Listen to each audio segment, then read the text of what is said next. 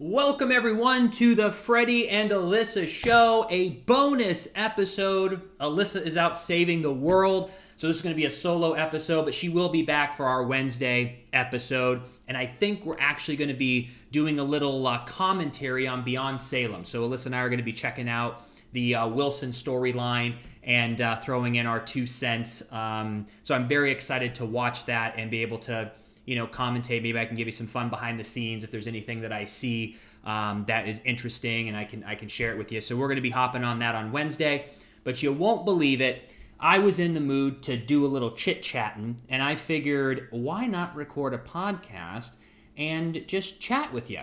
So I'm going to hop in today's podcast. This is, I think, the first time that I'm doing one by myself here. So we're all in this together. So let's go with the traditional opening. Welcome, everyone, to the Freddie and Alyssa Show. If you're new to the channel, be sure to subscribe, like, comment, all that fun YouTube stuff. If you're watching on Facebook and you want to like the page, that would be awesome. If you're listening on a platform like iTunes, hello out there. If you want to give us a 5-star review because you think we deserve it, that would be incredible. We've been putting up content now for almost 4 years professionally. We're approaching our 200th episode of the Freddie and Alyssa Show. So thank you so much for your support of tuning in each and every week to support the show.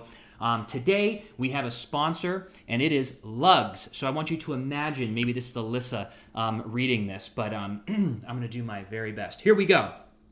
Today's sponsor is Lugs. Let's head back to the golden age of the 90s. That was when the fun and stylish Lugs brand first found its footing as a leader within the footwear and fashion space. Fast forward to today, and Lugs is crushing it, offering a full range of stylish footwear for the entire family. And the holidays are approaching. I'd like to say they're approaching slowly, but they're actually approaching rather quickly. It's already mid-September, so why not get your pre-holiday shopping out of the way and head to lugz.com. That is Lugz.com, and find the most versatile and stylish boots and canvas looks. The amazing news is that we have a discount code for you where you can save 30% off your entire order on full-priced items. So not the clearance, but the full-priced items. You'll receive 30% off if you use the code FreddieAlyssa30 at checkout. Again, that is lugz.com, and use the code FreddieAlyssa30 at checkout for 30% off. Thank you, Lugs, for supporting the podcast. I know we're going to get our pre-holiday shopping done, so we appreciate you very much.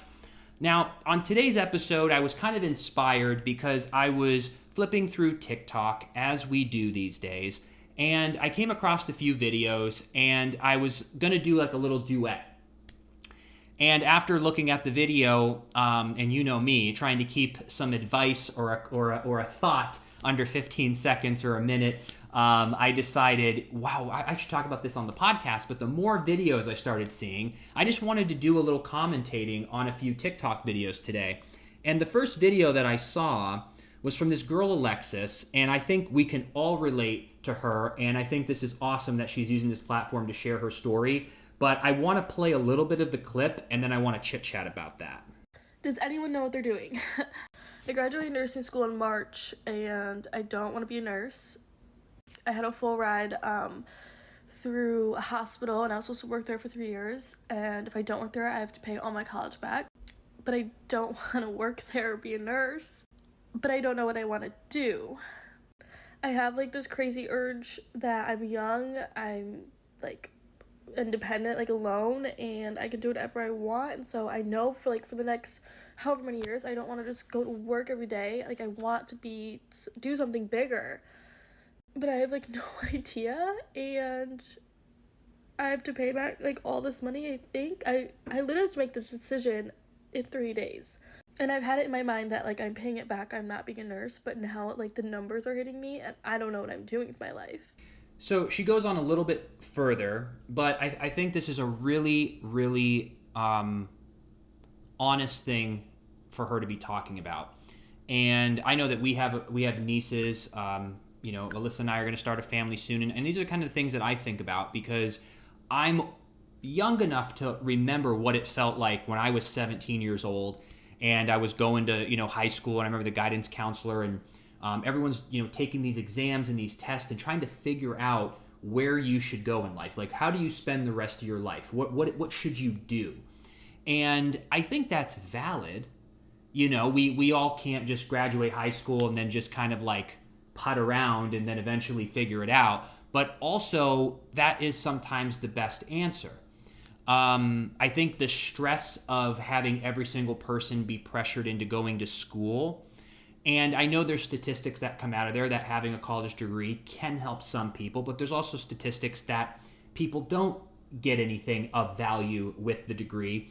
Maybe they do meet their partner for life. Maybe they do meet long-lasting friends and have a great time. Maybe they learn a few skills they apply later. So I don't think it's ever like a completely a net fail or a net success. There's going to be a mixture of both. But I think what the issue here of what I've seen from this video, and it went pretty viral. I think it had a few million views, and a lot of people were liking it, and a lot of so they could relate to this. But I think there should be more talk about allowing kids 17 to 22 that this is an experimental phase, that you should be trying even younger, from 14, if they could adjust even high school a little more, to allow people to try different things without the fear of having to get an A or an F, but just find things that people are excited to go try to see if that's what they want to do for a living. Because to put all that pressure and especially take out a $20,000 loan, I think she said she went for free, but then she said she had to pay it back. So no, she definitely paid some. But people are getting degrees for $20,000 to $200,000, and then when they're 23 years old, they get out and they're like, well, I didn't really like this. I don't want to do this. Now they're burdened with that debt, not to mention I'm sure they got some credit card debt, and that is just crushing. It takes away your opportunity and freedom when you have all these bills that you have to pay. So I just really think that someone like her and her story should be the spark, like many others, where us as the adults who've gone through this, and maybe some of us had success by just knowing what we wanted at 17, but I think more than not, people are confused because they don't know who they are. I definitely did not know who I was at 22. I thought I knew who I was, but now I don't even recognize who that kid was when I was 22. I don't even recognize who I was at 28, and I have a funny feeling I'm going to be 40 looking back at 33 being like, wow, I'm proud of that guy for doing stuff, but man, did I learn a lot, and now I'm interested in something else, or I'm doing something different. So I think if we could just all as a society potentially create a narrative that it's okay. It's not okay to just go you don't want to do destructive things, but I think you can taste and experience in your late teens all the way through your 20s different career paths and different activities and hobbies that lead you to meeting people that are like-minded, that will lead you to your passion, your purpose, or something that you like. And that's what I would share to anybody. If she was asking me that or someone else said that, and I get asked that every now and then about what advice I have for younger people.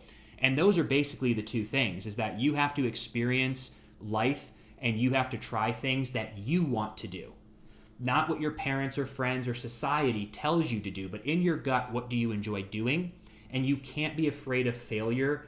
You have to just try things and know that it's going to be okay. Like I said, just don't get into anything destructive. But if you're going to go try a few different jobs and you're going to go taste a few different hobbies, that's how you're going to find yourself. And it's also okay. Another piece of advice, she's worried about paying back her loan. She could go be a nurse for 2 years, 3 years. Because in that time, she could save a lot of money, pay off her loans, or she might fall in love with being a nurse. Maybe there's something at that job she doesn't know, so try it for 2-3 years and then leave. Or don't go be a nurse. Go live your life. Go do whatever else you want to do. Maybe at 31, you'll want to be a nurse.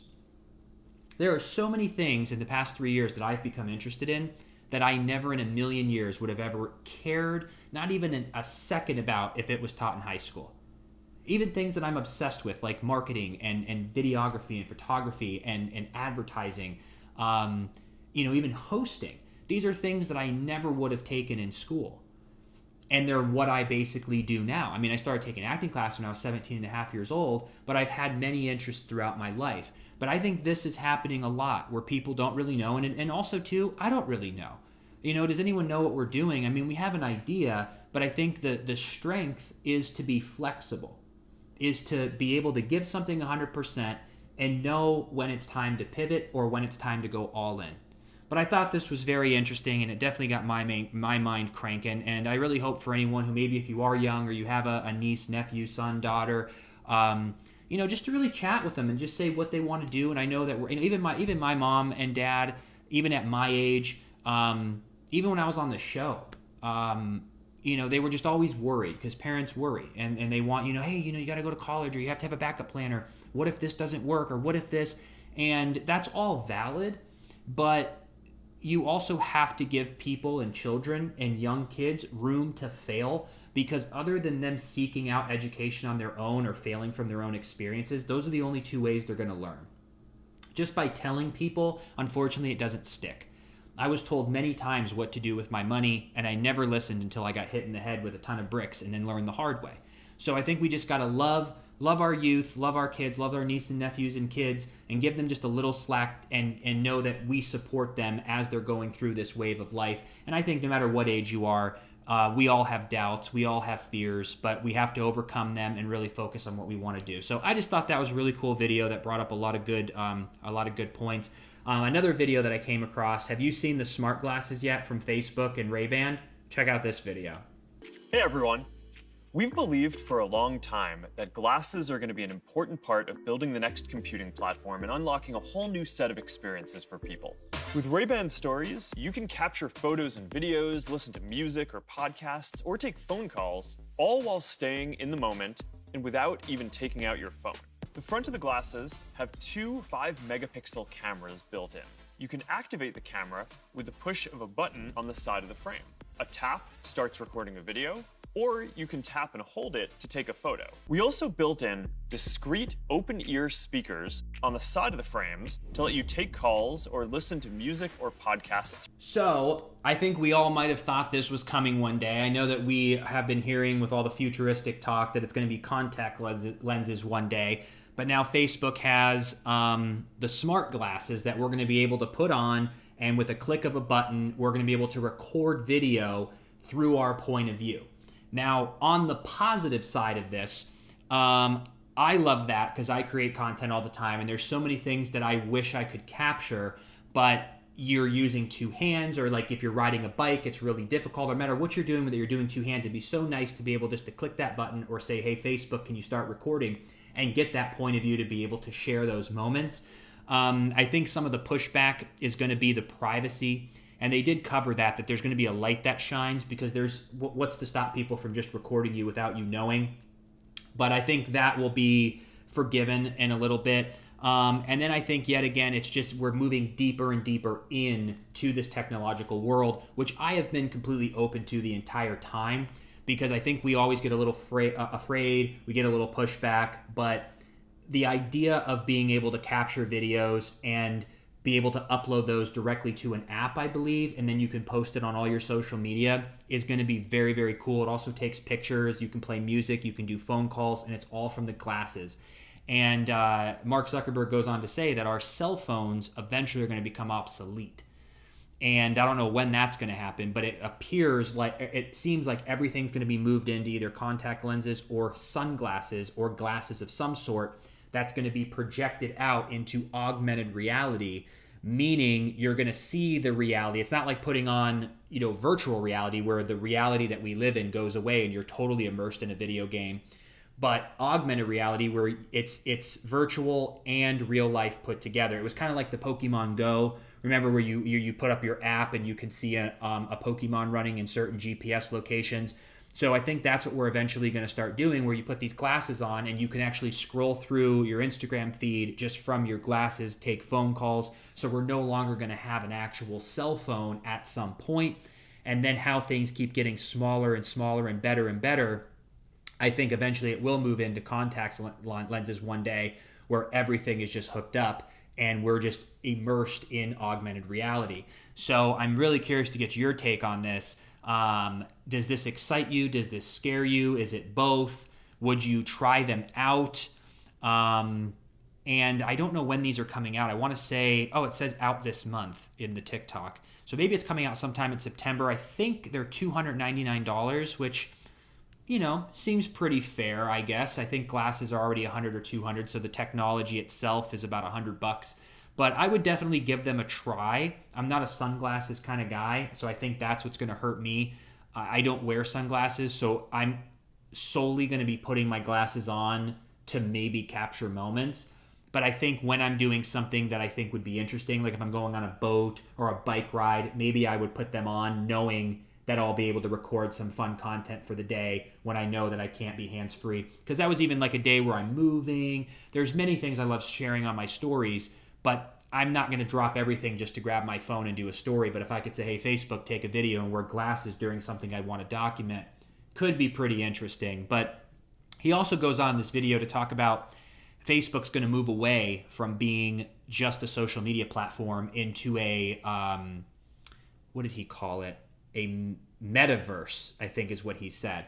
So I think they're trying to build, and will build, it's Facebook, this augmented reality world where we're going to be able to connect in more ways than we could ever imagine.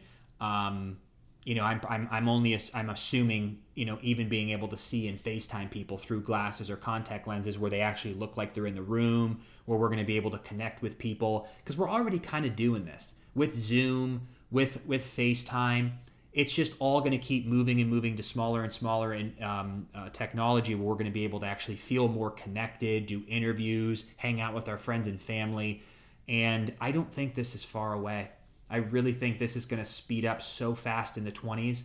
And I think by 2030, we're not going to recognize the world we live in. Things are just moving so fast.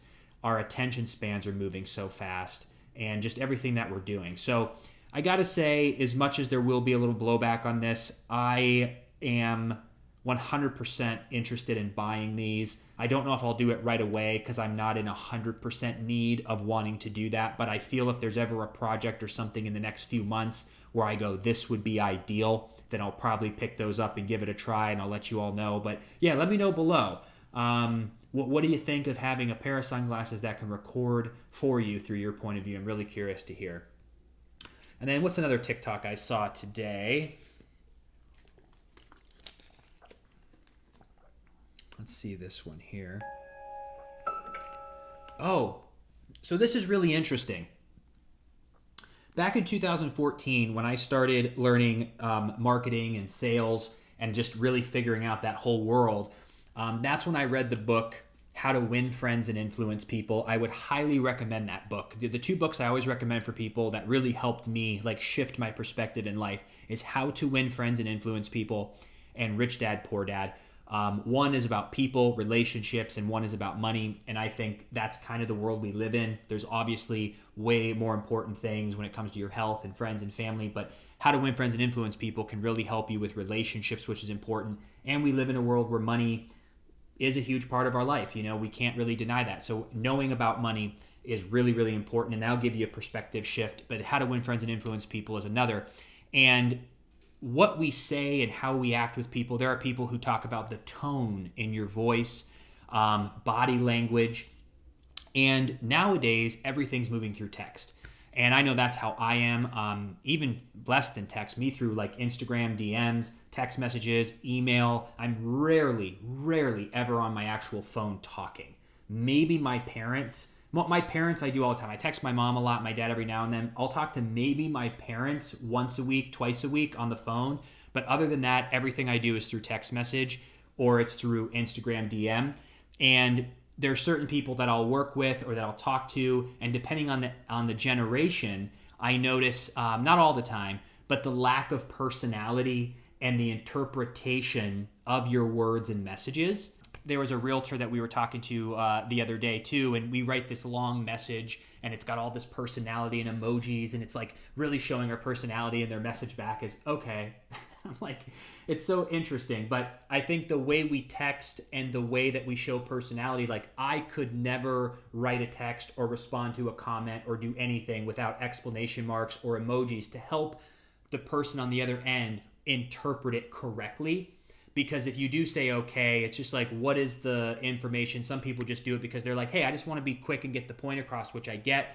But there's what I was telling you in 2014, I learned that there's a way to speak to people, but write to people, especially these days, that we would call posture. So not our posture physical, but the posture when you're speaking to people. And this TikTok came up, and this is a perfect example of how to have posture and confidence when speaking. And I figured this could be a really good help if you're interested in this too when speaking to people through email and text, just to give yourself a little more posture and confidence. And there's a few here that I do, but there's a few that I don't, that I want to make a change. So let's go over a few of these.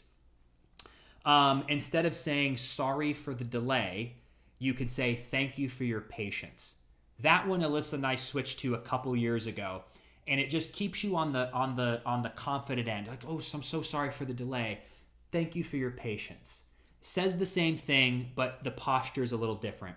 What works best for you?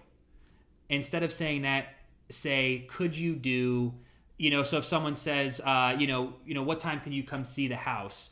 And I can say, well, what works best for you? Now you're giving them all the power rather than saying, could you do Tuesday or Thursday at 2:00? Or if someone's going to say, hey, what time can you come on the podcast as a guest? We won't say, well, what works best for you? We'll say, can you do Tuesday at 1 or Tuesday at 5? And let people make a decision, and that really helps. Another one is no problem, no worries. I still say that a lot, which I think is fine, but this is kind of cool. They always say, always happy to help. So if someone says, hey, you're welcome, instead of saying no problem, no worries, you can say, I'm always happy to help. So that one's kind of interesting. I still think I would say no problems, no worries, but I think adding always happy to help is another really good one. Hopefully that makes sense. This is a great one. Instead of saying hopefully that makes sense, you can say, let me know if you have any questions. So we're going to meet up at 2:00 and we're going to start the presentation at 2:30. Does that make sense? Or, hey, we're going to meet up at 2:00, start the presentation at 2:30. Let me know if you have any questions. A little more confident there. I really like that one. And we got just 3 more. This is huge. Don't do this one. I'm telling you, anytime I get an email with this, I instantly know, and I go, the dynamic's off. Just wanted to check in, or hey, just checking, or just wanted to. Instead of that, when can I expect an update? Is so much better than, hey, I'm just checking in. Do you know when this will be? Or hey, I just wanted to, blah, blah, blah, blah, blah. Or, sorry to bother you. Just wanted to check in. Is more of a weak posture rather than, when can I expect, hey, Sally, how are you? When can I expect an update on the blank, blank, blank? It's just a little more confidence.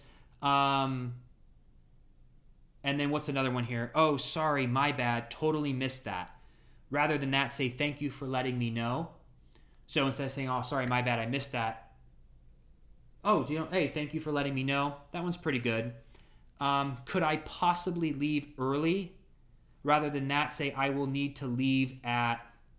Well, that all depends. When I was working on the show, I definitely would not tell my boss that I will need to leave at a certain time. I would say, hey, is it possible for me to take this weekend off for a wedding? So that one I don't really know. But there's a few in here that really hit home. And I think it can really make our texting and email communication a little better, because it's always nice to have a little posture when you're talking back and forth. And then lastly, this is very interesting. Now, this is just something to know. Yet again, goes back to our friend Alexis here, who was talking about being a nurse, which in healthcare, nursing is always, in my opinion, I don't think robots will take that over for another 100 years. Nursing is a really solid job. Healthcare is a solid job. But how interesting, what is changing? And Mr. Wonderful from Shark Tank had this to say. So check this out. 3 years ago, when I was asked this question, what degree gives you the highest chance of success in a career? Number 1 would have been engineering, number 2 engineering, number 3 engineering. But I've changed my mind in the last 2 years, and I'll tell you why, Evan. Since the pandemic hit, the number 1 demand I have for my companies are people that can take the concept of the business and tell a story about it.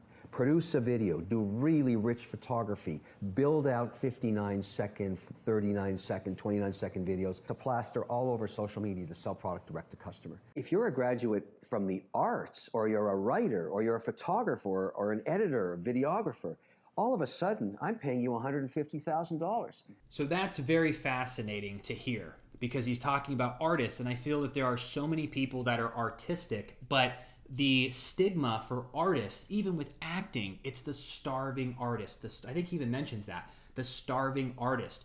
If someone 30 years ago said, I wanted to do theater, I wanted to act, I wanted to sing, I want to dance, I want to do magic, I want to paint, I want to draw, I want to fill in the blank. it was very, very hard to make a living at being an artist if you didn't make it big time.